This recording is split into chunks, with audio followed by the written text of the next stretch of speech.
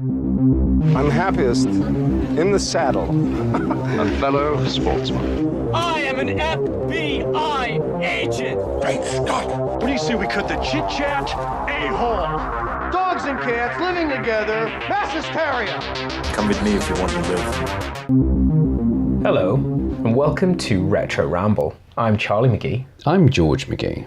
And this month, because we're nearly through 2018, Christmas is almost upon us, it's never been a better time to go back and revisit the die-hard of die-hard films. Die Hard. We've been waiting for it for long enough. Some people said we should have done it last year. Correction, it's 30 years old this year, and that's why we're doing it now, mother luckers. Because it's best to wait for a special occasion. Yeah, we wanted to, get flexed, get pumped, feel the space, feel the energy, feel the flow. Anyway, we just wanted to get a few episodes under our belt before we attack this behemoth. It's now been out for 30 years and it's a big film for us. It's a big film for everybody. We're going to try and do it justice. Yeah, we're also going to try and talk about, we're going to mainly focus on what this film means to us, why it's been so important to us, and obviously that will lead into why it's been such a success of a film by itself, the impact it's had on the industry, and we'll try not to cover too much ground because everybody and their mother has had or done some form of review of this film. So we're going to try and keep it light. But we're still going to try and keep it retro rambles. Yeah, we're going to keep it in the usual format. So there'll be some production chat from mainly from George, because he's the man who knows. We will then just saunter through the film, focusing on mainly the one-liners that we like and the action set pieces.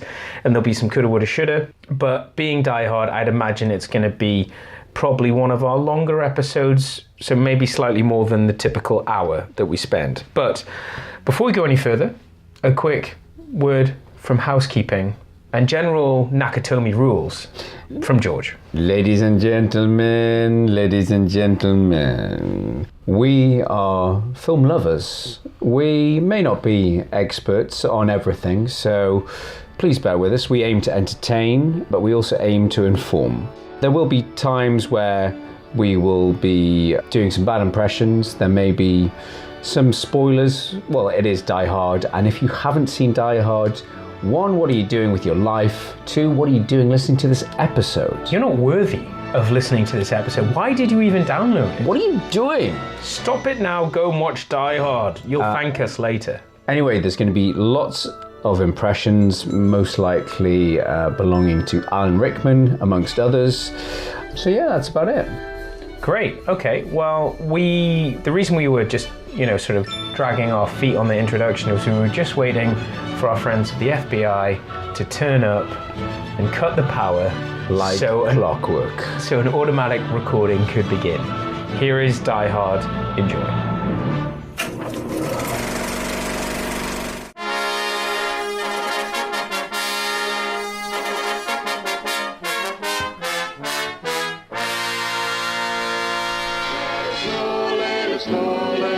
It's Christmas Eve in L.A. California. Is Daddy coming home soon? Well, we'll see what Santa and Mommy can do, okay? A New York cop, John McTiernan, has come to see his wife. I missed you. Instead,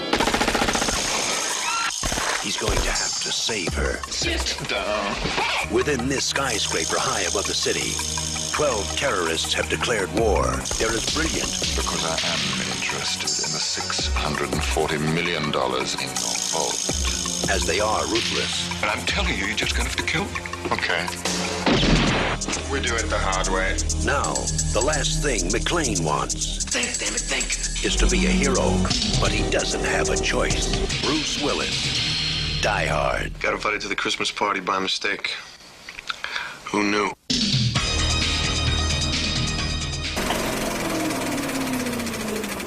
So George, this is a big one. It's Die Hard. How did we get this film? Why are we so lucky to have got Die Hard? So, one of our bigger episodes, one of our earliest episodes, was a little independent film known as Predator. Yes. Now that was that was 90 minutes of fun for me. I think that's probably our longest episode, to be fair, and it's probably a little bit self-indulgent, but hey ho. Hey, it's one of our most downloaded episodes, so it can't be all that bad. Can't be all that bad. Or just, it's nice to know that many of our listeners are just as good or bad as we are. It's an essential part of film viewing. So yeah, that film Predator was produced by Joel Silver and Lawrence Gordon, and directed by John McTiernan, as is Die Hard, which was a year later. So Joel Silver was one of the biggest producers of the 80s and 90s, as was Lawrence Gordon. Between the two of them, they produced the Predator films, the Lethal Weapon series, Die Hard, and Roadhouse. Joel Silver would also go on later in his career to produce a small film called The Matrix. So yeah, these I think Lawrence Gordon is still producing films as well. So yeah, some monolithic films in our back catalogue. Yeah, I think. Yeah, pretty much. You know, any sort of key action film from the 80s, they had their hands on. Well, it goes to show. I mean, I mentioned the similarities in terms of what this film meant to us. That it was just right up there with Predator, with The Matrix, with Commando, and George, as he does, pointed out the links that exist between. Yes, Commando's missed off that list. I think that's a Joel Silver film as well. It's a Joel Silver joint. So yeah, I mean, it was from some of the best heads in Hollywood of the time, and so in terms of its basis, so it's actually based on a novel by Roderick Thorpe called Nothing Lasts Forever, which almost sounds like a Bond title. I was going to say, sounds like a Bond title, which is actually a sequel novel to The Detective, which was made into a film starring Frank Sinatra I think it was made in the late 60s. Part of Sinatra's contract included options to the sequel novels. So actually, Frank Sinatra had first refusal to play the role in this film. And by this point in the mid-80s, Frank Sinatra was in the 70s, so he gracefully passed on the role.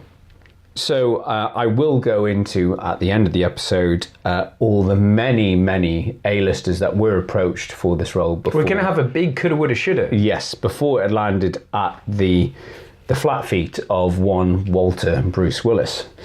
But Walter. But the script is co-written by Jeb Stewart and Stephen E. D'Souza. D'Souza also wrote Commando, and for many years it was wrongly assumed that the script for Die Hard started off as a sequel to Commando. Right. Because in the novel, Nothing Lasts Forever, the character of Joe Leyland, obviously would morph into John McClane, is visiting his daughter at a... there's a lot of things that are kept the same. It's set at Christmas. It is an actual terrorist attack rather than a elaborately staged robbery. But yes, he is visiting his daughter, and then the hostage situation takes place.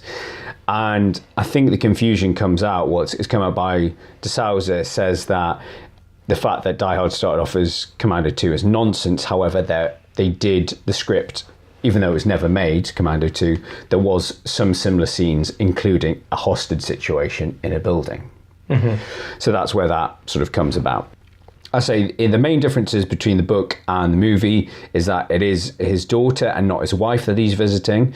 It is a terrorist attack, and interestingly, his daughter dies at the end of the movie. So when Hans Gruber, I think he's called Tony Gruber, the less memorable Tony Gruber in the novel, when he's shot and falls out the window and grabs the watch, he actually pulls the daughter out. So it's quite a bleak ending. Yeah.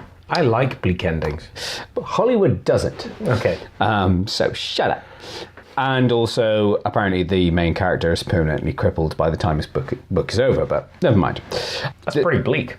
How did we get to Happy Die Hard that we have? So the script was turned down by John McTiernan several times. So So Predator was his sort of breakout role. I think it was his second feature, and obviously he was hot shit after Predator.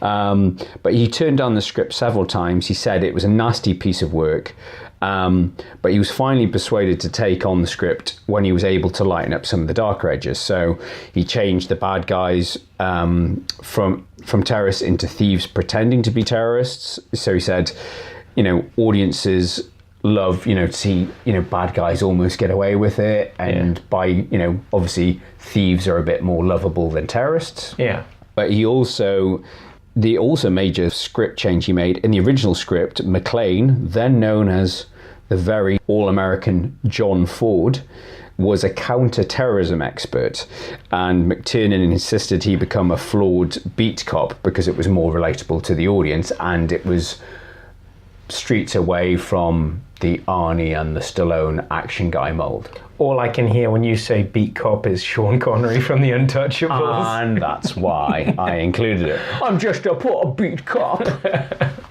Again, one of the reasons why he wanted to change it from terrorists into thieves, because he didn't want it to have a political angle.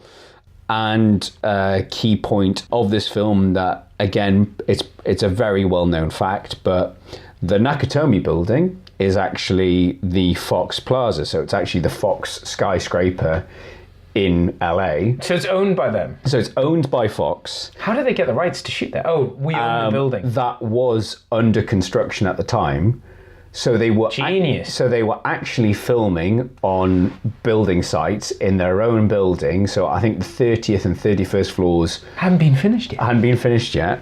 So I did not know that. You've probably told me this before, but I just don't listen to you all the time because you've got so much knowledge. But wait, there's more. Okay, go on, Mr. Nerd. Because of financing, legal regulations, Fox had to charge themselves location fees. How does that work? So that I think to keep the books level. So there's an invoice and then there's a payment. Hey, wait a minute, you still owe me, but if you were you and I was me, then who would pay So me? Fox locations are charging Fox, I don't know. Left hand, this is right hand. Okay. Basically different departments paying each other. They were actually filming in the building, and that obviously saved a lot of costs, but there was still, apparently there was still other people working in the building. So it wasn't all Fox offices. There was apparently some legal firms in there, and obviously hearing night after night of gunshots, they were threatening legal action for disturbances and all that jazz. I do like the idea of it, maybe, the evil tyrant Rupert Murdoch having an office on the top floor. On the top floor, like Mr. Takagi. I say they did a lot of filming on site, but the main, the 30th floor, I should say, where the office party was held was all studio shot, as you can imagine, the finished floors that you see. Right, got you. Seeing that looks like a kick-ass office with the whole water features. It's like a duplex. It's impressive. I mean, if you're going to be somebody like Ellis and you're doing all that blow, you want to be doing it in an office. With an amazing view. Yeah, exactly.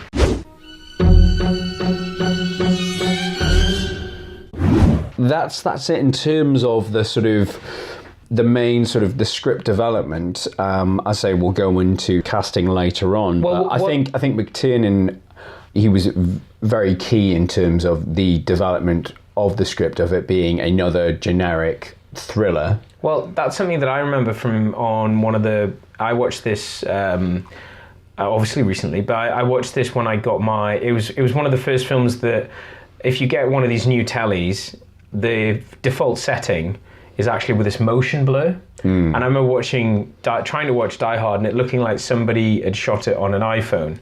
And there's actually, on a slight tangent, Christopher Nolan and some other director are at the moment campaigning to the likes of Panasonic, Sony, and Samsung to change the TVs. I think it's Rian Johnson. Yeah, it's Rian Johnson and Chris Nolan are campaigning to turn the default setting off. because I've done that since, and films look normal. But you see all of the TVs now showing the Avengers in a TV show, and it looks like behind the scenes footage. Well, there is that, but with these new films with tons of CGI, it looks like The Hobbit did with this weird sort of frame rate. But on older films, it looks like it's been shot this morning. It looks like, sons and daughters soap daytime TV type shit. So I mean, that was when I watched it, and then obviously watched it again. But on the extras, Alan Rickman, the late great Alan Rickman, who we have a lot of love for, not just because of this film, he came out and said it was the script. The script is what everybody couldn't get their heads around. It's like, yeah, let's do this. It's slightly different. I think if we look with the benefit of hindsight, we look back to this being if you look at today being a heyday for comic book and superhero films, this was very much the action hero. Well, the action hero. I think the end of it was the early 90s last action hero, and this was the beginning, and then it morphed into the one. We'd already had Commando by this stage. Yeah. So we'd already had the Rambos. We'd already had the one-man army. This was let's flip it again. Let's have the one-man army in a limited space, confined space, fighting off, and there's like, okay, let's not make him make him a beat cop. Yeah, an unexpected hero. Yeah, and let's play with the story, but the script is great. There's some, we can't really talk about first memories when it comes to this film because we've watched it so to death hard. No, but it's funny that I just think of one-liners. I have a memory of asking Dad if I could watch it because I had friends that had a copy of it. Most likely it was our neighbours, the Glendinings. Drink. And I think I must have been around 8 at the time or something. And seems like the right age to watch Die Hard, though. Yeah, and I was like sort of passionately saying, it's not that bad. It's just an action film. And he was just like, no, you're not watching it, and he was really firm about it. And there's swearing and bad language. No, I think he was more. He was concerned about the gore. It was about the violence. Yeah, it was the gore and the violence. And I was, I hate you. And I wasn't even a teenager. And yeah, sure enough, I ended up watching it anyway. And yes, it does have its moments of violence, but compared to other films of its ilk, other horror films. Or films since that are much more easily accessible. Yeah.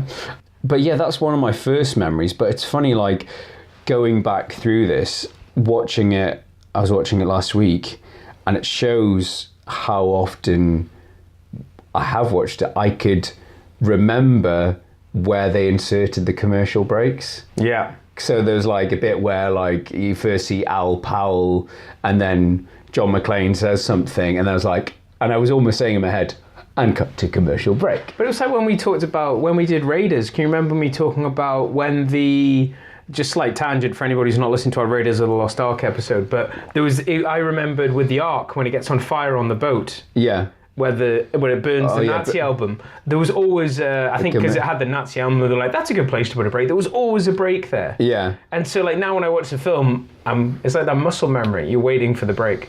Yeah, it's nuts. So that's, one of the first things I remember. And it's interesting you talking about the DVD, and I think it shows that the sort of the lasting impression this film has on our generation was that this was one of the first DVD box sets to come out. Yeah, it was, wasn't it? And I remember the anticipation from all of us, like amongst all of our like friends that had bought into the DVDs, like, oh yeah, you get all 3, and it's got, they all had tons of extras. Yeah, I think there was even a feature. Well, this point I'm making about Alan Rickman talking about the script, that was like behind the scenes footage. And they were going around talking to a bunch of people. So it was. Well, there was even a feature I remember on the DVD, because it was like at that time, and we've talked about it on previous episodes, like the joke that the limited extras on those first DVDs, that they're throwing everything on it. Is over 13 minutes of special features. But with Die Hard, they had this thing that you could actually edit your own scene, so it included all the different camera angles of a scene, and I think it was the bit where Hans Gruber is is interrogating Takagi, and it gave you all the different camera angles, and you could edit them and splice them together and then watch the scene. So you can imagine, dear listeners, how nuts George went about DVDs back then. They were perfect for a film buff like him. But then doing it all on your DVD remote control was really unuser-friendly, so it was a terrible idea. Left, Yeah. down, enter. I've made a mistake. I've done it wrong. But it was, I think at its time, it was pushing the DVD format to its limits. And I've still got that box set, and it comes with I'm doing air quotes again, limited edition. I've got a cell from, I think, Die Hard 1, a film cell, negative. And yes, it was a big deal when it came out, and that was back when DVDs were like events, and now it's like this was before steel books and all that jazz. It was quite a big event. Now it's, they're sort of 10 a penny. Yeah, it's weird. I mean, in terms of my first memories, I just remember me and the older Glendinings, partitioning our parents not to allow you and your friends to watch it, saying that you were too young. Swine. No, but seriously, obviously, we watched this film to death, but that's why it's quotable. We were talking about this earlier, when we were prepping for this. Most of my notes are just quotes. Yeah, I mean, it's just so many one-liners. I mean, you've got everything from... If we just dive into the film, we've got the opening. I love the credits of this film. I love the way they slam together. Yeah, it just all of that, and the music, and it's like this eerie jingle bell riff that's kind of going on. Those bells. I was tempted to bring my daughter has lots of musical instruments. One being sort of bells on a stick, and I was tempted to bring them just to have them going through the episode. But do the bells she has sound like those? I hope not. Oh my god! So that's what you think. And she's also got. My daughter has a toddler xylophone, and and it's all color coded. And one of the song sheets you get, it's like green, green, red, red. One of them is Beethoven's Ode to Joy, the Die Hard, also known as the Die Hard theme. Yeah. I know the one. Yeah, we'll drop it in. I was tempted to play it on the xylophone, but... God, wait till she discovers, after she's got through Frozen, wait till she discovers Die Hard. Well, indeed. It's a matter of weeks. But, so in the first act, I love the fact that you've got the smoggy sunset. We're in LA, we're in California. Stock footage of a plane landing. Yeah, look at it, it's amazing. And then you've got that guy, the weasel guy, about making fists. Wherever you get where you're going, you make fists with your toes. I still don't understand that. Because it's to relieve stress. No, but he's saying you're a nervous flyer. Yeah. When you get home, make fists with your toes. You're not a nervous flyer, so you don't understand. So it's basically about I think it's about... No, but when you're on the flight... It's sort of like, oh yeah, but later on, when you're not stressed out... When you get where you're going, you make fish with your toes. I think the point is, one, he's inserted as a Jewish stereotype. Yeah. And second of all, I think it's about relieving stress. All right. I think it's the fact that he's nervous, and if you hate flying, everybody hates flying because they're all having to fly. First time? No, I've been nervous lots of times. But yeah, so it's a very, very quick... It's very, very quick. He's on the plane, he's off the plane, he's in the limo. No, but you've missed something, because he's got a gun on an airplane. I mean, those are the good old days that a cop could just get on a plane. He's a cop, I have a gun, I carry a gun. Just to let you know, George, because I read a lot of Bosch, cops still get on planes now with guns. I'm a cop. He's the cop. Yeah, so that's not a new thing or an old thing or anything. They're still in this day and age. If you're a cop, I'm not allowed a 500ml bottle of water. But, you're not allowed more than 100 mils unless it's in a clearly noted bottle. But Dirty Harry can get on. Plainclothes Johnny, Harry Bosch. I think the official terminology is that a law enforcement officer is allowed on the plane. They tell the pilot they're on the plane. The pilot sometimes bumps them up to first class. It makes the pilot feel safer the closer the cops are to the cockpit, and that's what happens. At least that's what happened in a Bosch book. And if it happened in a Bosch book, it's true. You know it's happened. It's true. Okay, fair enough. Anyway, so you've got. Is this still on Die Hard, or am I on Bosch now? We're babbling about Bosch. I'm in LA. Bosching the Bosch. Welcome back. We're back on Die Hard. Brucey, he's so young. He's so fresh-faced. He's got hair. He's got hair. More importantly, he's got hair. He isn't squinting that much. But I've noticed how much in this he's always checking out the ladies. Oh yeah, he's a complete sleaze. Because, well, they're Well, I mean, separated. his marriage is broken down. But how do we know his marriage is broken down, Charlie? Because she's not taking his name anymore? Because he's got in the limo of exposition. Oh, I forgot about the limo of exposition with Argyle. So, you married? He kind of, it's almost like he's reading from a script. So, but you wouldn't come out here. Yeah. You a cop? But no, I think they even like the McTiernan and You always ask so many questions, Argyle. Sorry, we're just going to stop quoting now. And De Souza was saying it was, quick. It is that quick, and we always talk about this in our podcast. It's that no, but it's the difference between rapid and economic. This is economic. This is economics. It's getting out the way of why is he going there, who this guy is. He's not. The fact that he's a Joe, he's a beat cop. He's riding up front because he feels awkward riding in the back of a limo.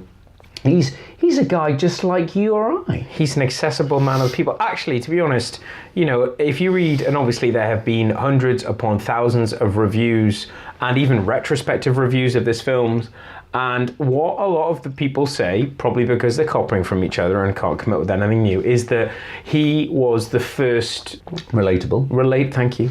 Dictionary. Yeah, first relatable action hero is the fact that he's a beat cop. Really well built. I can relate to John Matrix. Yeah, I can't though. He has a daughter. He feeds ice cream. Girl George. Why don't they call him Girl George? Yeah, you make jokes like that. You carry logs. Okay, I get it. So you can relate to that. And I can relate to Stallone because there have been times I've had a ridiculous goatee that looks drawn on. Drawn on beard.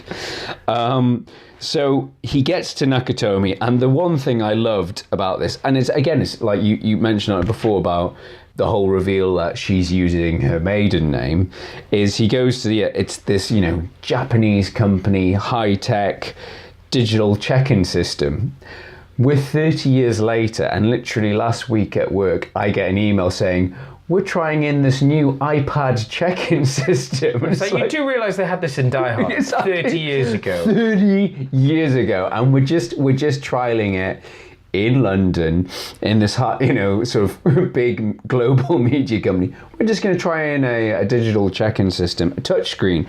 But the thing I love about this, and it's kind of sort of expositional dialogue, but the guy's like, he's like, I'm here to see, Holly McClane's like, oh, use the digital touch-in, and he like goes through this whole thing, and he's like 34, he goes, oh yeah, they're the only ones left in the building. He's like, why didn't you fucking say that? The first thing. So you're here for the party? Yeah, your wife? Are you a guest? Holly McClane, she's going to be on the 30th floor. Everyone else is there. I mean, the only person here, apart from those lawyers who don't actually work here, are going to sue us later. Yeah. I love the.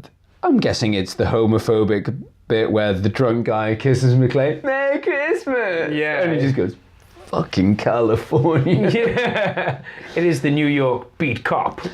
I think we'll... but I think the other thing to point out is that there's two things going on. We've got his arrival at Nakatomi, but we also, at the same time, which is spliced, is we also have the arrival of Hans Gruber and team, who are arriving in the car park. Ladies and gentlemen. So yes, they arrive in their truck, and apparently it's a fairly known movie goof mistake that they all come out the truck, getting ready to go, and you can see the whole truck, and then there's nothing in the background. But at the end of the film, when they're making their escape, spoilers, there's an ambulance in the truck, because at that point when they'd started filming, they hadn't worked out how the terrorists were planning to escape. They hadn't worked out the finer things. So towards the end of the film, the truck gets bigger to accommodate. And gains an ambulance. Good work, truck. It's the office party, and being an 80s film... People are doing blow and sleeping with each other. There's got to be some obligatory tits and ass. Yeah, you got to have some of that. I can't remember. It's like there's at least... Isn't somebody interrupted? There's somebody... It's a Christmas party, so yeah, there's obviously going to be some shagging. Yeah. But obviously being an 80s film, they obviously have in the lift shaft, they have the calendar, the Playboy calendar as well. A little bit of TNA. A little bit of TNA, keeps the guys going. But yeah, obviously Hans, Bubby, turns up to do his speech, and we'll drop in some quality Alan Rickman to do his speech. Yeah, because he's met Holly, and then she's like, enjoy the party. He does his fist with his again, toes.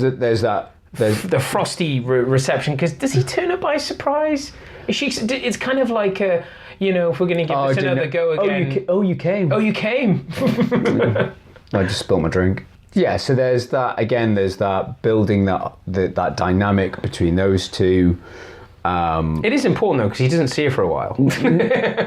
But it's very, very good script writing. The fact that within like a turn of a couple of lines, they're talking like, she says, come and stay with me. The kids miss you. Yeah. I miss you. And he goes, didn't miss my name. Yeah, and then they start squabbling, and it's just like, and then he's afterwards when she leaves, he's knocking his head against the door like, you're a fucking idiot. Good job, John. Good job. No, but you also have that thing where she's like saying, come and stay with me, we'll put out the bed, and he's like, no, it's okay, I'm going to go and stay with my own Cappy in Pomona, and she's like, Pomona, I think you mean. So it's like, yeah, as you say, very quickly establishes the rift between them, and then we have the arrival of one of the greatest screen villains of all time. Before we go into that, George, can I just ask the question, would these guys, if you saw these guys coming out of an elevator at a party these days, I would kind of think they were from some Vogue photo shoot.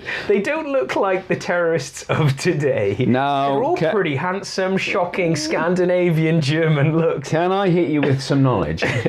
So apparently this all stems to the fact that when so Rickman was cast early on, he was cast off the back of McTiernan, and I think the producers went to see him in a Broadway production of Les Liaisons Dangereuses, which in English is obviously Cruel Intentions.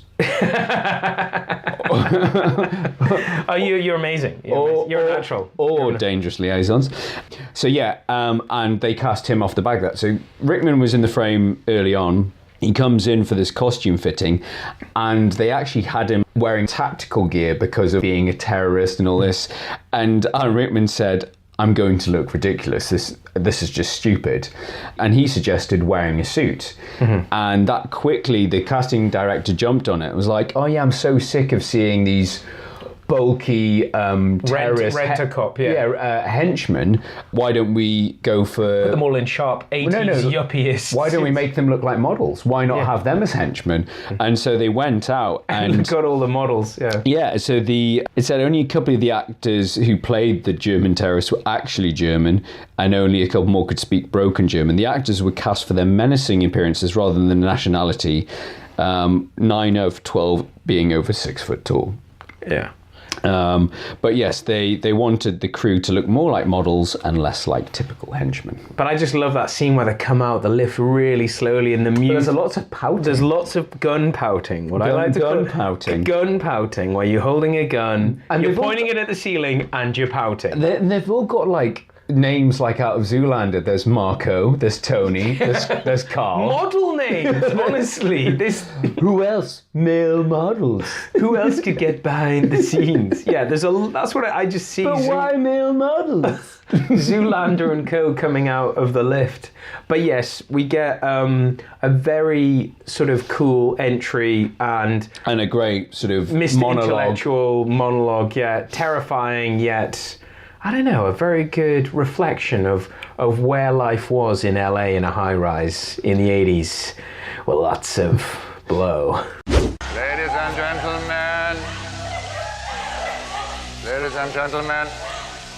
Due to the Nakatomi Corporation's legacy of greed around the globe, they are about to be taught a lesson in the real use of power. You will be witnesses. So yeah, the terrorists arrive.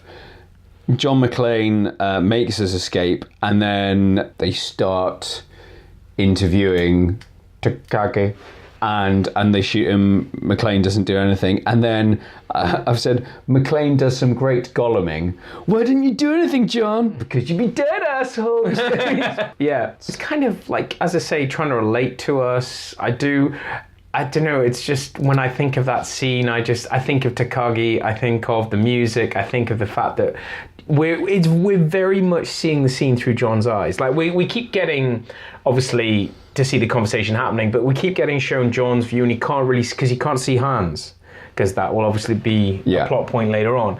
So he doesn't get to see him, and you can see that is McTiernan's. That's the vehicle of this film. Is that I want to show it through that we see this film through his eyes. But again, there's what would you do? That's something that McTiernan is fantastic at in his earlier films and throughout this film is the suspense. Oh god, is a drawn out suspense of having that that sort of countdown hostage negotiation really early on. Like, he's not going to shoot him. He's just going to have to kill me. I love Takagi in this. I really would like more of him in this. And I'm surprised. I don't remember him in anything else. I'm sure he probably popped up in the Last Samurai somewhere. Probably. But yeah, that's a great scene. And then it quickly jumps into McClane's first encounter with one of the terrorists, which is, as we've talked about previously, he's popped up in The Living Daylights as the milk bottle throwing assassin Necros. I didn't kill him, Bond did. I think that's his only line in Living Daylights.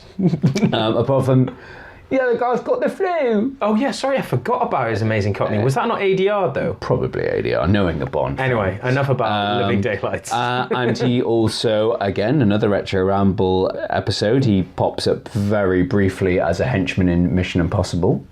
And Mission Impossible Ghost Protocol? No. Yeah, Ghost Protocol he crops up in as well, as a blink and you miss it cameo. Oh, sorry, yeah, I always forget that he's Max, the one with he's Max's henchman in the first one. With the very long That's hair. the one I can remember, but I can't remember him in... He's the same guy, Ghost Protocol. He literally just turns up with the same balaclava. Yeah? And then that's it. He doesn't say anything. I should probably watch that film again. It's a good film. You wouldn't shoot me. There are rules for policemen. Great fight, terrible stunt doubles. It is on the level of 60s Batman, isn't it's 60s Batman. It's when they're going down the stairs. He's got, even though you've said that Bruce had a healthy head of hair. He didn't have that much hair. He did not have that much It's hair. when they roll down the stairs, you're like, okay, I understand the terrorist is dead. I understand that guy killed him, but where the hell is Bruce Willis? Yeah, there's lots of clever editing of people falling down the stairs, and then Bruce popping up. Yep, I did all that. Yeah, but apart from that, I like the fact that he's running about. It's quite sinister, and the terrorists think it's just an off-duty security guard, and it's the realization for them. It's them. Okay, we have a pest. We need to stick to the plan, and you know that Hans is very much doing everything like clockwork, and that this guy's just screwing it up. It's all part of the plan. Fly in the ointment. But then there's the John McClane does the distress call, involves Al Powell. I love that scene with Al in the shop buying all the Twinkies and donuts, and he's saying, "It's for my wife. She's pregnant," and the guy in the shop going, "Sure." Yeah, he goes, "Yeah." Even the guy, sorry, this is really nerdy, but it shows how much you watch the film. Even the guy working behind the desk in that store has been in other films. Do you know? And even that guy was a well-established character actor. But that is one of the first of several product placement moments in this film. Did I say Twinkies? It's all about the Twinkies. And they even go into... Do you want a Coke? They even go to the recipe description, the ingredients of Twinkies later on in the film. Yeah. Nothing but hydrogenated fat. It was like, if you can manage to shoe in the ingredients, we'll give you another 100,000. Wow, okay. Okay. One of the reasons that they had these characters in the original script, but they beefed up the bits with Al Powell, with the police chief, Dwayne T. Robinson, Clarence Beeks. Yeah. With Holly, because Bruce Willis was at the time, this was his first film role, because he was still doing TV. He was still doing Moonlighting, and he was like what we talked about in Back to the Future. He was doing them both at the same time, so he was filming Moonlighting during the day. And then going to film Die Hard at night, and on some points he was getting like 20 minutes sleep. And McTiernan said to the scriptwriter, "We're killing Bruce. You need to He seems to be losing his hair more rapidly than before. Seems to be getting grumpier. We need to beef up the other roles, and that's, if anything, that adds to why the film works, because it's more rounded out on the other characters, even like down to the dickhead the reporter douche. Dickless. Dickless. I've got a section here which just like there are three the douches in this film, which we'll get to. There is the cop boss Dwayne douche Robinson. We've got the reporter douche, and of course Dick Thornburg. And then the FBI douche is Johnson & Johnson. No relation. No relation. That'll be coming up later on. Again, we've talked about those moments of tension, even though it is absolutely ridiculous. You've got that bit that, again, is ingrained. You know, you talk about muscle memory, music memory, whatever. That bit where he's jumping into the air conditioning shaft using the MP5 belt, and it's the creaking of the plastic. You can feel it. It's going to break, Chan. Yeah, it's going to break. And it's so ridiculous. It's like, why don't you just climb down the lift shaft wires? But that's not important. No, you can't. It's about telling a story. But that scene, whole... You know what, talking about being relatable, I don't know if you were about to say that, but when I watched that scene, I'm like, there's no fucking way I could do that. Well, no, it still makes me nervous, that whole point, because it's very good effects, even though it's obviously some like matte painting, whatever, but I'm sure there's something in the behind the scenes that the stuntman actually missed the wrong spot. Yeah, you just remember where he does that fall and he catches on. Yeah. So he misses one and goes down another floor. Yeah. But that still makes me nervous, that whole scene. Yeah. No, but that's what I mean. That bit stands out to me, that when I watch it, I'm just like, yeah, I reckon I could take out a terrorist. I could maybe get a gun, but then I'd probably go and run and hide. This bit where he does the jump through the lift shaft and then catches you, just like, yeah, I don't think I could do that. That's where the relatability ends. Yeah, I would just like wait at the door and just try and just kill him as he came in. Well, we played the game, so we'd know exactly what to do, but more on the game later. But no, I mean, everything about this film in terms of cinematography, I love the fact that even though it's all contained, you know, some establishing shots at the beginning, but after that, the building feels big. We're in the car park. There's the plaza at the bottom. The reception looks massive and big. Where the party's happening looks really big.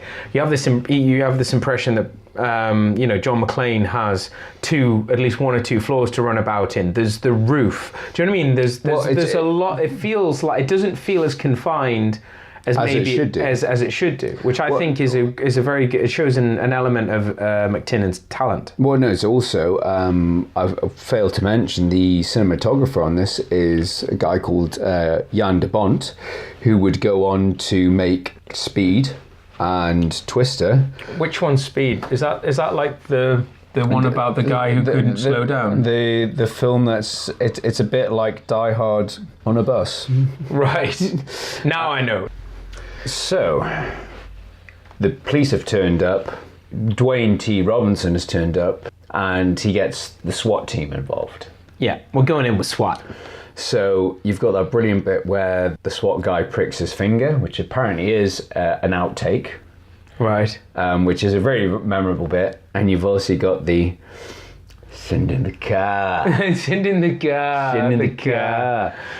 And what was the plan behind that? And was part of this Fox showing off how secure their building was? Well, yeah, because that's a bit. It's like they send in this car and it gets stuck on the steps. Yeah, can't get up the steps. And then it gets blown up by the terrorist with the rocket launcher. The Stinger missile. Yeah, Order 9! Do you recognise who that guy is? I'm gonna throw something out there. He's not from Highlander, is he? He's got a ponytail, but he's not in Highlander. Damn it! It was the ponytail that made me think of Highlander. He is Vigo the Carpathian. Another film from Ghostbusters 2. Yep. God, imagine being him and saying I was in Die Hard and Ghostbusters. And you've also got the other henchman in this. Nobody knowing who he is. In this scene is the Asian guy with the long hair and the tash. Who steals the candy? What's he been in? He's also tortures Mel Gibson in Lethal Weapon. Wow. And I think he's also in something else. He's a henchman. He's probably in Big Trouble in Little China as well. I think you're right. I think that's... Yeah. No, because I can remember you mentioning that, us having this conversation before. we don't have repeat conversations. That would never happen. No. But that is some more product placement. Which candy bars are you going to go for? Is it the Babe Ruth or is it the Crunch? I think it's the Crunch. It's the Crunch it goes for. Who was Babe Ruth and why did they turn him into a chocolate bar? Babe Ruth?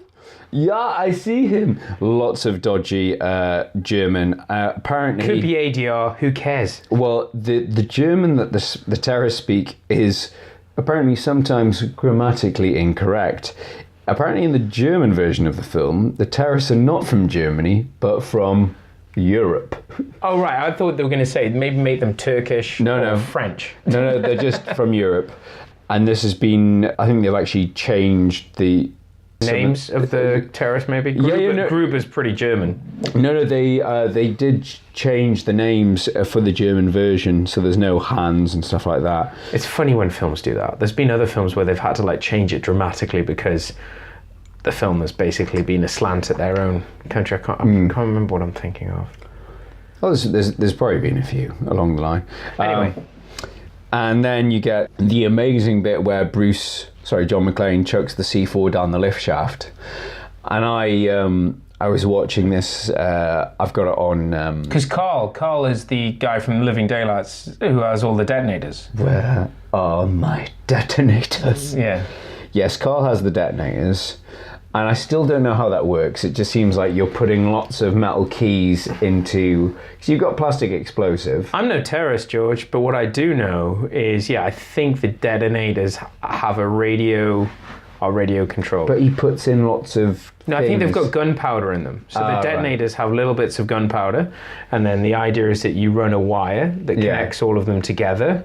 And then when you send a current through it, they all go off at the same time. So but tying it to an office chair and chucking it down a lift shaft will create that. They will detonate, but effectively what you're doing is just running a charge. I mean, I can't officially back this up here. I've never tried it. I haven't actually built a bomb for at least since 1988 anyway. Off the Jolly Rogers cookbook. Yeah, and I'm pretty sure that bombs have changed now. You can set them off with a mobile phone. No, but all joking aside, it's the idea, it's like if you look at Demolition, the wire goes through the detonator, that you run the current through the wire and it sets off the detonator, which goes off the explosive. And what Bruce does is basically puts all of the detonators, which will set off the bomb, and throws it down the lift shaft, hoping that upon impact there will be a spark somewhere. And there is, and kablooey. Well, I watched this on iTunes, and I think it was the HD remastered version, because the C4 explosion was very loud on my headphones. I was like, ooh. Wow. It's a big explosion. I think I always look back on that. It's a good movie. It's a very good movie. Lots of physical projectiles going through the air. It's impressive to watch because they show you the outside of the building. They show you the inside of the building. You get to see everybody reacting to it. There's a little bit of 60s Batman shaky camera going on. I think somebody even, sign of the times, somebody even shouts something like, God, it's like a goddamn war zone out here. So it's... it's a good bang, and we love explosions and car chases on this podcast. So McClane's a bit of a fly in the ointment, so somebody else needs to take charge and sort things out, and get the guy from the money pit. Who's going to step forward then? Probably cinema's greatest douchebag / yuppie. We were talking about in our last episode about the 80s phenomenon of the yuppies, but Harry Ellis. Oh, sorry, Coke fiend. Sprechen Sie Tag? Sprechen Sie Tag. Hans, Bobby. This isn't, what does he say? This isn't Hans, TV. Babe, put the gun away. This is radio, it's not television. Yeah, oh my God, what a douche. Now, personally, I couldn't care less about your politics. Maybe you're pissed off at the camel jockeys, maybe it's the Heaves, Northern Ireland. It's none of my business. I figure you're here to negotiate, am I right? You're amazing. You figured this all out already. Hey, business is business. Everybody knows somebody like this, especially if you're Joel Silver. This guy is amazing. And no, funnily enough, that apparently McTiernan wanted the character to be more sort of charming and Cary Grant-esque, and the guy who plays him, amazingly named in real life Hart Bochner, who was also in Supergirl. He was the romantic lead in the Supergirl I think we've had film. this conversation before as well. Not on the podcast. So Hart Bochner had this idea. He wanted to play him as a coked up executive. McTiernan was dead against it. Joel Silver was like, I love it. Go for maximum asshole. And then proceeded to tell him lots of stories about really annoying dealers. Whilst feeding him coke. But yeah, he is a great character that you love to hate. Apparently, Hart Bochner was improvising his lines, so that whole Hans booby line was like much to the surprise. So the genuine look, like that look on Rickman's face of what the fuck is this guy talking about, is genuine because he didn't know what this guy was coming up with. Yeah, you get the best reactions. But I think, obviously, you know, just to refer, it's been 30 years. We wanted to make sure that this podcast was more about what this film means to us. But there are other opinions available. There have been many over the years. And what some of these reviews, because I scanned a few of them, were saying was that, because the ones that interested me were the ones who didn't like this film. So they were the reviews I looked at. And these ones were saying, all the supporting actors are really loosely drawn, they're all caricatures. And it's like, do you not remember the 80s? Do you not remember what else was going on at the time? Shoulder pads. Shoulder pads were in, long hair was kind of out, Coke was in a big way, consumerism, anyway. Show of the watch. Show of the watch, exactly. And yeah, Ellis... You've got the douchebag cops, you've got Ellis, and then you've got Mono y Mono, you've got Hans Gruber versus John McClane, but then everybody else is dressing, to Theo, to Carl, to I've even forgotten Tony, Marco. What's the name of the guy from the Money Pit with the crazy? That's Carl. That's Carl. I thought Carl was his brother.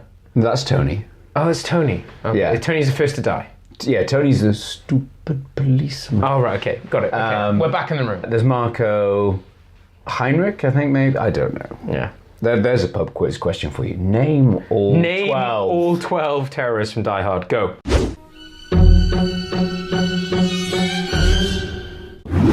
Well, you've talked about it's time for, Hans has a plan, and that involves the FBI. The circuits that cannot be cut are cut automatically in response to a terrorist incident. You ask for miracles, dear. I give you the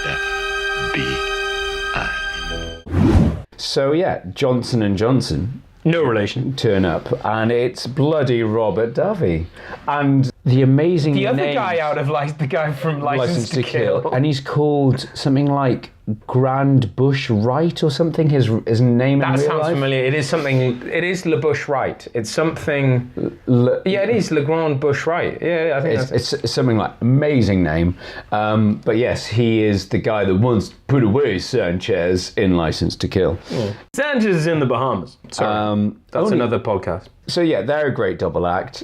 Douchebag's still on the ground. He's down at ground zero. Douchebag's still on the ground. Al Powell's doing the running commentary.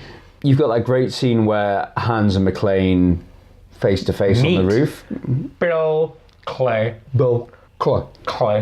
Which was apparently a scene written in late into the show when Rickman showed that he could do a fairly decent American accent. And yeah, they did realise that McClane and Gruber had very no screen time, face-to-face screen time, and it would make the end scenes more palpable had they had some time together. Yeah, and it's a great moment of tension as well. They're both playing. Is he going to work it out? Yeah, is he going to work it out? Is he? And then it quickly cuts to the scene of there's a being an 80s film. There's a lot of broken glass. Schießt dem Fensters. Shoot the glass. I love it how his own German compadre doesn't understand German what he's saying. Said to him. And apparently, according to one YouTube video, they spent 130 grand on stunt glass alone. I was going to say on glass. On glass. That's ridiculous. And then that leads to one of probably the most important parts of this film is we get to see emotional Brucey.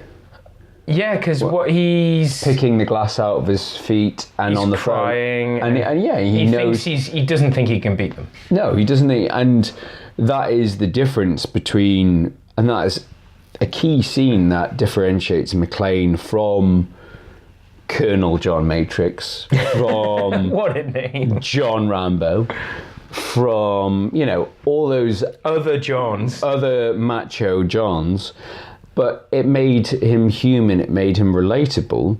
And the thing that I realised watching this film is that I don't think you've really seen Bruce Willis do that range since. He either does surly. He's got worse and worse and made more and more money doing it. But he does surly and grumpy very well. He is a businessman. He worked very hard during the 80s, and then he has done some amazing films. I think we rattle off a few.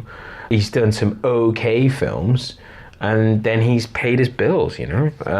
But he's been very active. He's a professional. But he kind of works on cruise control, doesn't he? He does. Well, he's horrible in interviews. He hates the press. He hates the media. He hates his fans. He hates talking about. He hates his fellow actors. He hates being typecast for Die Hard. Well, yeah. He's not a lot of fun. Apparently, I was told by a friend of a friend who was an actor and had worked with Bruce Willis on something, and apparently the thing going round set was, whatever you do, don't speak to Bruce about Die Hard, because he hates, like, apparently he's so sick of talking about it, he just doesn't want to talk about it. And I think the thing at that point was that there was the original trilogy, and then he signed up with Fox a contract to do another 3.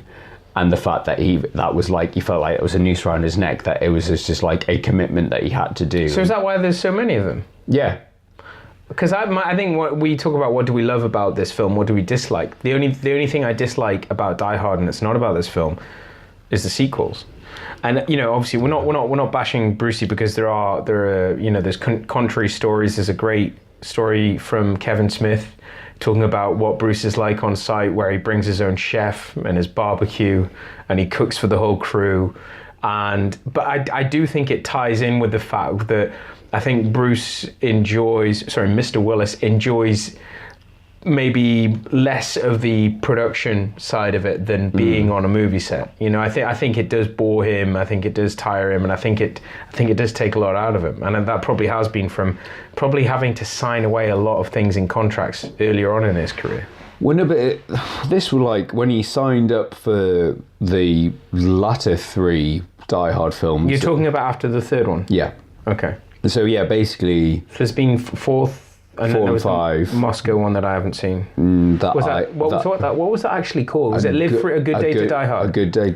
A good day not to see this film. A good day. So in America, the 4th one was called Live Free or Die Hard. Whereas in UK... That's not a bad title. In UK, we got Die Hard 4.0. Yeah.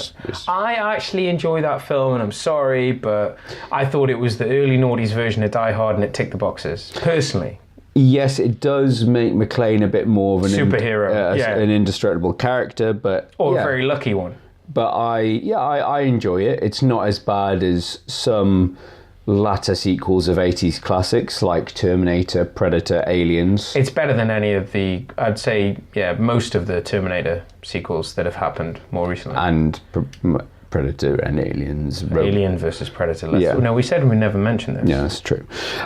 Getting back to this film, so the FBI are on site. We've got Agent Johnson and Johnson. They've got a very simple, non-risky solution to the problem. Now, I was amazed at this, and I had to... Why are we getting the gunships? I had to rewind it, because I was like, are those real helicopters going down the street in LA? And I've done some reading, and I'm pretty sure... Yeah, they would have been. It would have cost them money. But... No, apparently they were told that they couldn't go that low. And they got in trouble. And they still did it anyway. Yeah.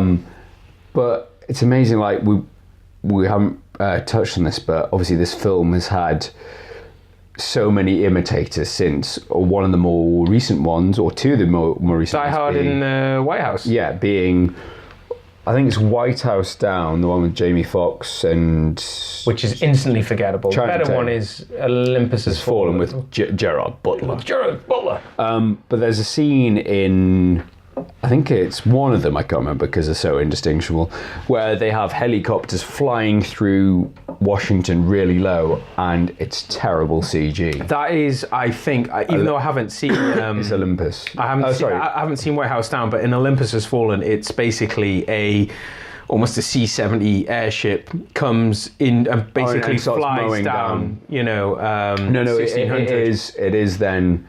I think it is Olympus Has Fallen. It's these really, cause it's Roland Emmerich as well, the guy who did Independence Day. I like blowing up that White House, but I love CGI, and it's just like ridiculously like they're flying at like 10 foot off the ground, down the street.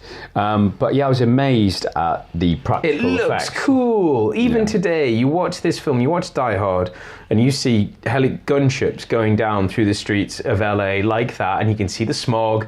You know it's not CGI. It looks badass. Yeah. See, you don't care how much they got fined, if they even did. I'm Joel fucking Silver.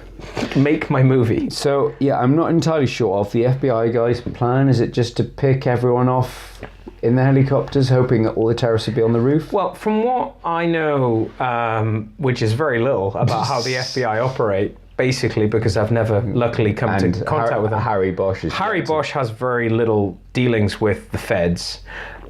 It just doesn't seem like, you know, Rule 101 is let's get a couple of gunships and mow the shit out of everybody. Hostages be damned. It doesn't seem... I get that we don't negotiate with terrorists, but this seems like one step too far. Catch them with their pants down. Exactly. Even when you try and go through this, it's like... It serves the film well. It works well in the film. We all love this bit, especially since the terrorists have got their own counter plan, which is to blow the roof, which is obviously going to make their plan, you know, completely useless. But it doesn't bear well to closer inspection. So what was the plan? Well, 2 agents on the ground somehow conjure gunships. Yeah. Because, I mean, how long would that take, really, to happen? So they conjure gunships out of nowhere. They hop on them. They're allowed to take control of the machine gun. And then they're just going to fly up to the building. And Anyway, it's not a very well-conceived plan. Don't worry about that. All you need to know is that Han Group has got a counter plan. Takes out the choppers. Bruce Lee jumps off. Another impressive explosion. Very impressive explosion. And another very impressive scene of tension with Bruce Lee jumping off. Again, completely ridiculous with the fire hose. Yeah. And what does it catch on? A ledge? It's like Mr. Lucky. So it does work. It's great. And then, he does the great acrobatics and shoots the window and gets back in the building. Then he takes, we'll skip to the end. Now we skip to a death scene because he basically has to go through a number of henchmen before he gets to the main showdown with Carl. No, he takes out Carl before they blow the roof. Oh, with the chain. And thinks he's killed. Sorry, I say he takes out Carl, but there's more delicious stuntman. Sorry, the other stuntman. And it's actually the chain that takes him out. Yeah. Which is in the car park or something. No, it's up on the roof, but then... It looks like an entry bay of some building. But he's been hanging there for ages, but he's still alive at the end. Don't worry about that. It serves the plot. McClane takes out the last few terrorists. He does the great taping the gun behind his back. I'd love to see that work on a sweaty back. You know, it just seems weird. I'd just love to see a cutscene of him trying to apply the tape. I haven't quite got it. So what did he put? He put the tape on across the gun, left enough space, and then slaps it on his back. And then he has to go to a mirror to check that nothing's viewable. Like this for this to work. We're not picking apart this film. Not at all. Actually, I remember that leads me to, I remember seeing some of the when do we get to Holly's cleavage? I've always wondered about that. A little bit too far. I don't know. A little bit was like, it's been half an hour since we saw some TNA. Is it just like throw on the ground, oh no, her blouse is falling up? It's kind of made to look like that, but it's something weird. It's sort of like, let's show the guys a bit more TNA. Yeah, I've always found that. We need to keep the guys engaged. He's going to sleep. Show him some tits. But surely the explosions show him the tits. But there's a great outtakes on the DVD of, I don't even know the terrorist name, so I wouldn't win in that pub quiz, but the guy who plays the receptionist, the big Texan guy. He looks like a male model guy, yeah. Definitely a model. Let's call him Jono. Who doesn't have a German accent, so no. He's got a bit of a Texas name. He looks. We used to call him the Texas Timothy Dalton. Yeah, fair enough. Well, let's call him that. But there's a scene where he gets shot point blank in what, like, It does, straight and falls over right between the eyes. Straight between the eyes, but in the outtakes on the DVD, they're showing like they're basically firing like a jelly pellet at his head to get the dot on his head, and it keeps missing or getting him in the eye, and it's just like take 13, and it's just like constantly just firing this thing at this guy's head. It's brilliant. But then it gets to Hans hanging out the building, holding onto the watch. Great moment that everyone remembers, where that music, ding, maybe a little bit over dramatic. Ding, ding. Maybe that was Rickman saying, "If I'm gonna die," it has to be over the top. Yeah. But apparently, in the behind the scenes, that look on Rickman's face as he drops is genuine, because the stunt coordinator said they were going to drop him on 3, and then they went 1 and dropped him, and so he's just like, no. But yeah, it's a great death, and it's almost like horror-esque, as you say, with that music, the slow-mo. Well, because you're like, is he going to take it with? Is it going to be like as? Is he going to shoot it as he's falling? Yeah, he pulls up the gun. Very sexy, shiny Walter PPK. Which I think. Sorry, what's that? No, Jeff, we'll be ready for you in a minute. Cut to the end. Carl is still alive. Still got his Sig Sauer AUG. Yeah, he's still got his machine gun, but the great news is that Al Pal learns to kill again. Which just reminds me of Loaded Weapon. Because that's... Shoot him, Sam! Shoot him! It's the spirit of Christmas. He learns to kill... I shot a kid, but I can kill again. He's finally got his mojo back. Finally got his mojo back. I was really... It's a nice, touching moment. John gets together with his wife. The reporter gets it in the face, and Al Powell gets to know what it feels like to kill a guy. Several times. He does shoot him. He does find his mojo a few times. So, do we want to talk about the PlayStation 1 game? Which was it? The PlayStation? Was it the Mega Drive? No, it was definitely PlayStation 1, because I remember the disc.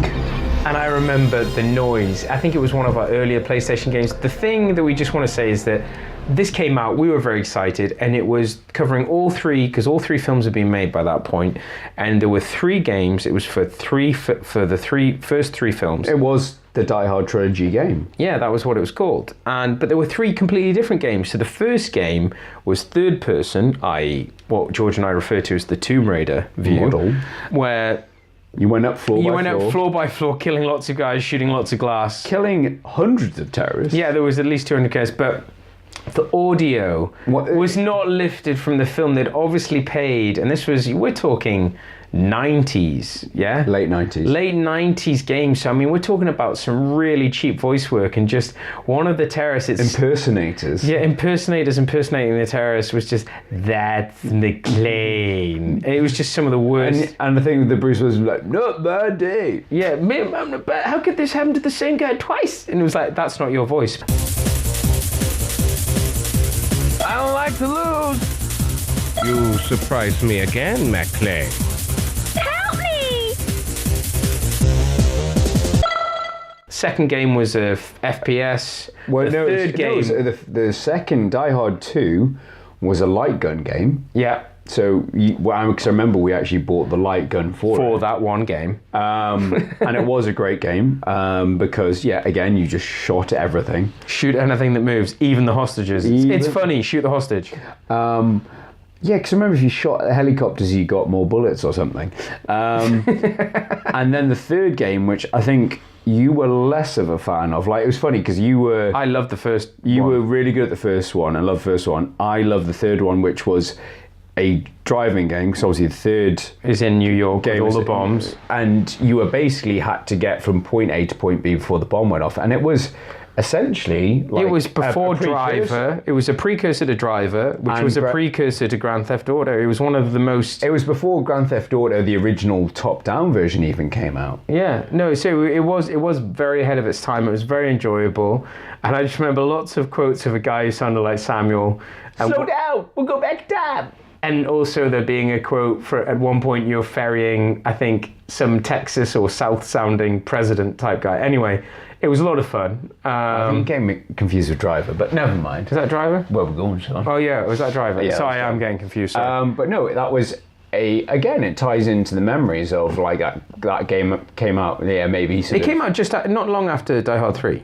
Yeah, I think it came out 97, 98. Great, what a year for films. We should do a podcast all about films from 97. But anyway, getting back to Jeff, give us a minute. George, they're outside. Okay, let them in. Your scientists were so preoccupied with whether or not they could, they didn't stop to think if they should. Coulda Woulda Shoulda is a who's who. So this is basically where George, showing his sleuthing and also a combination of his knowledge, because he does know some of this from years and years of reading the press, the other actors and sometimes even directors and scriptwriters who were considered for this film but just weren't chosen.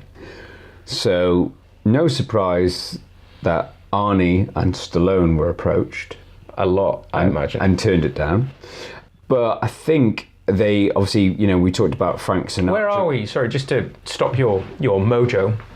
Where are we vis-a-vis Stallone and Arnie's films of this time? Well, so this would have been made in 87. Peak of their career. No, I'm saying, so what else would they have been doing? So, Commando was 86. Commando was at 85, I think. So Commando was 85. Rambo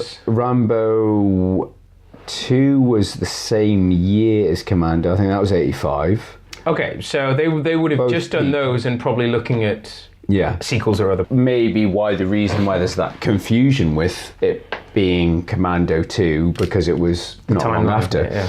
But I think it obviously ties into, being more of a towering inferno type thriller, based like the original book was. So they were approaching more serious actors, so Clint Eastwood, Paul Newman, Burt Reynolds were all approached and turned it down. Even Richard Gere turned it down. So Fox were getting desperate. Oh my God! Can you imagine that film with Richard Gere? Richard Gere doing his that smile and squint, and it's just like, what does it look like? I'm trying to order goddamn pizza. I don't think it would work. It would not work.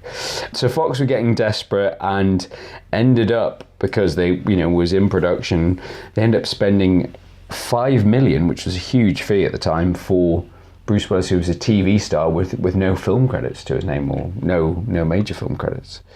So yeah, it was a big gamble to cast Brucey, obviously, and apparently on the first posters, Brucey's face didn't even appear. No. First original posters, but now obviously... Who was it? Takagi? Stallone. Stallone's face. No, tell the difference. But obviously, there's that iconic poster of half his face in a tower and explosions.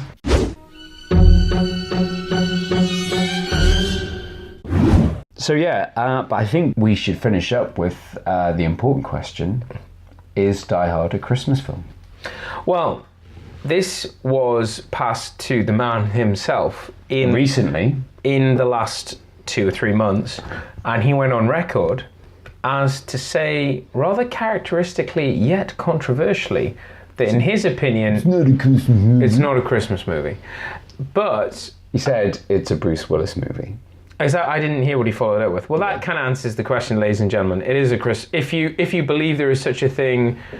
What's more likely, that there are Christmas movies or Bruce Willis movies? However, in a recent interview from Empire for its 30th anniversary, both screenwriters, so Stephen E. D'Souza, Sousa, says, of course it's a Christmas movie. You've got bail bonds falling like snow at the end. Yeah. And Jeb Stewart, who is the other scriptwriter, says... It's a Christmas pie. It always was a Christmas movie, as it was in the novel. It's about family, it's about getting together, and all those Christmas films. It's set at a Christmas party. So... But also he turns up with his jacket. It's LA. You don't need a jacket in LA unless it's the coldest point in the year. And... It's dry heat the rest of the time. The nail in the coffin is Fox are releasing a 30th anniversary edition of the film, complete with Christmas cards and a Christmas sweater type sleeve for the Blu-ray. But what would be you more... would know better than Rupert Murdoch. But what's more contentious? What gets more hits? What gets more follows? If Bruce Willis had come out and said it's a Christmas movie, what's more noteworthy? That or him coming out saying it's not a Christmas movie? But if he followed up with it's a Bruce Willis movie, it kind of takes apart that he didn't get the question. Funny enough, ironically enough, the film was released in summer. But then you bring it to for more recent fanfare, Iron Man 3. True. That came out in the summer, May. Shane Black movie. Another Shane Black thing, which I enjoyed. I think I probably enjoyed the script writing more than the plot. I didn't get all of the Christmas references, and I think, I have this pet peeve that you don't have to look far in terms of the content that we consume to see how lazy Hollywood is. Just to look at how many shows are set in LA, set in California, police shows, films, and everything, so that when you're shooting something in LA, I think the hardest thing to pull off is, yes, I'm not saying they don't have Christmas, but to make it a Christmassy film and to shoot it in LA, it's like... Is it what? It's a... an oxymoron? Yeah. Yeah, it is. It's. But I think we haven't really touched on the fact that Shoot it in New York. New York's your Christmas town. No, but this film has been so influential on action cinema. It changed the landscape in terms of what an action film could be. That whole... We've talked about, Speed, that whole it's Die Hard in a ... has become a genre. Executive decision. You've got... Oh God, there's more than Under Siege on a boat. Yeah. There's more than we can list. Die Hard in a White House too. There's ones that we haven't seen. There's ones that we don't want to see. There's ones that I've got on my Sky Plus, like Sudden Death, which is Van Damme in an ice hockey arena. Oh my God. I'm only hearing about this now. Where he beats up a mascot dressed as a giant penguin. Come on, why aren't we watching this right now? That sounds like a special. Put it on the JCVD list. Put it on the list. Put it on the VD list.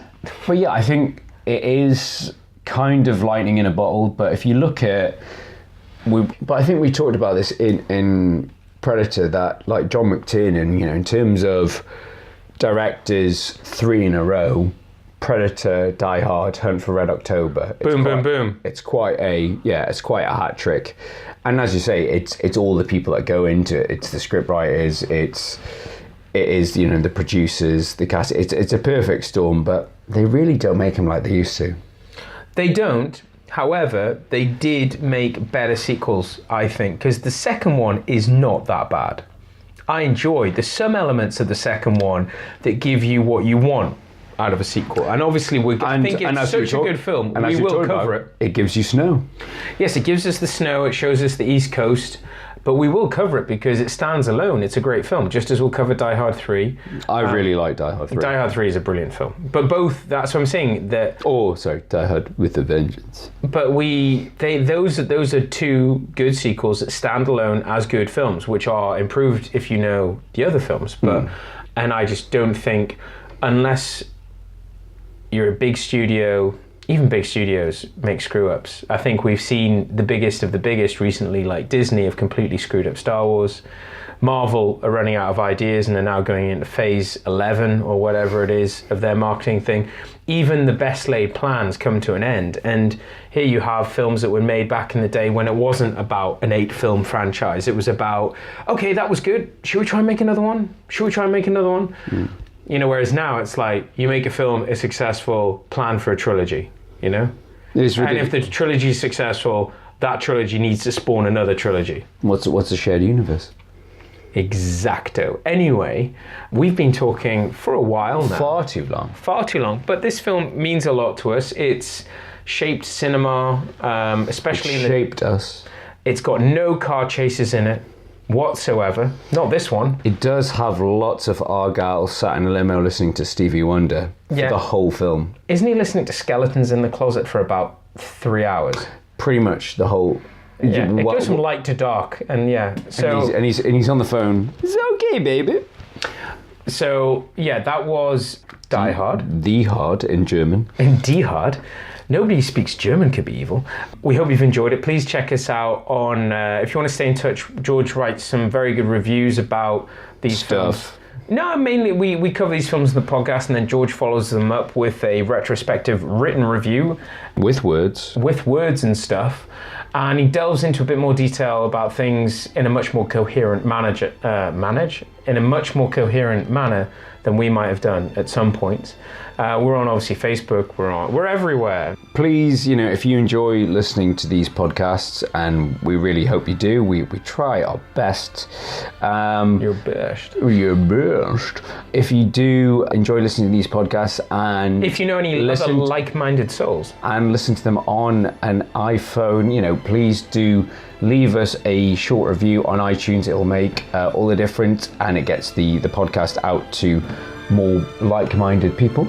We've already got some great reviews from you people. Thank you very much. But I think... And let us know your suggestions. What do you want us to cover for 2019? Yes, there's going to be obviously a few anniversaries coming up. So check out your favourite films of 89, 99.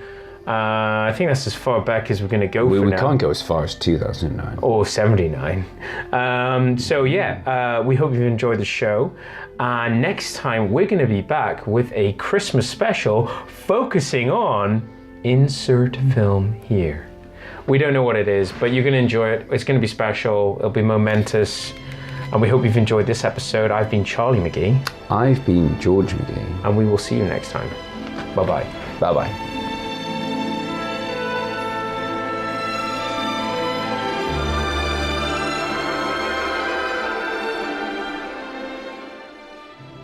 I think the government has better things to do than to read my mail. Most people write letters to movie stars. The Simpson guy writes to movies. Dear Die Hard, you rock, especially when that guy was on the roof. P.S. Do you know Mad Max?